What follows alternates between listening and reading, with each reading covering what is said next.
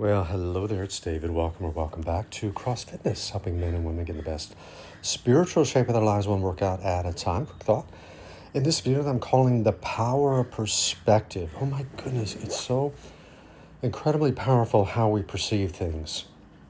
And I'm thinking about the classic story in the book of Exodus when Moses sends 12 spies into the promised land to scope it out, scout it out, and if you're familiar with the story, 10 out of 12 come back with a negative report. They see, yes, this is a glorious land, indeed flowing with milk and honey, but there are giants there.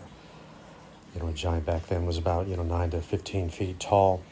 The Rephaim, the Nephilim were there, sons of the Anakim. These were all products from Genesis chapter 9 when the sons of man intermingled with the daughters of women and had these hybrid people the Bible teaches about. And they were on the other side of the flood. A second incursion of fallen angels had produced these giants. And they were facing them. And then they said in their eyes, we're like grasshoppers. That was their perspective. And they gave a negative report. So we want to go back to Egypt. We want to go back to where there's melons and leeks and slavery. Far better would it be for us to be in the land of slavery than to face these giants. And yet there was a different perspective between Joshua and Caleb and the 10 spies. These two valiant, courageous men said, hey, with God, we're well able to take the land. There's a book with the title written right now that says when people are big and God is small. And that was the perspective of the 10 spies. That's the perspective of many people today. They have a fear of man, and they fear what people think more than they fear what God thinks.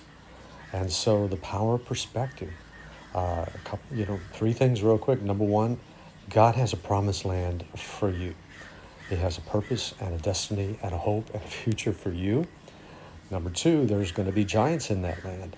Yes, it is a land flowing with milk and honey, but there's some dangers there. There's some pitfalls there. There's some traps and snares and schemes and tactics of the enemy. To be sure, it's not a cakewalk getting to and through God's will and plan for your life. We were born in a time of war. We were born in a war zone, and we were born to be warriors, men and women alike, as Christian followers of Jesus. So, number one, there's a promised land. Number two, there are giants in the land. And number three, our God is well able to take down these giants through the power of the Holy Spirit and the delegated authority that He's given you and I through the power of the cross of our resurrected Messiah, Jesus, okay? Take that into your day. The power of perspective. We can reframe the stuff that happens to us. We can be a victim, or we can say, you know what is God saying to me? How's God going to get glory out of even this? It's going to be very interesting to see how God's going to work this thing out. Because God is a very creative God. He's always for you. He's never against you. He said, I'll never leave you nor forsake you. He's causing everything to work together for your good. He's near to those of a broken heart. He's as close as the mention of His name, a very present help in time of trouble, and on we could go with the scriptures that God is going to walk this out with you.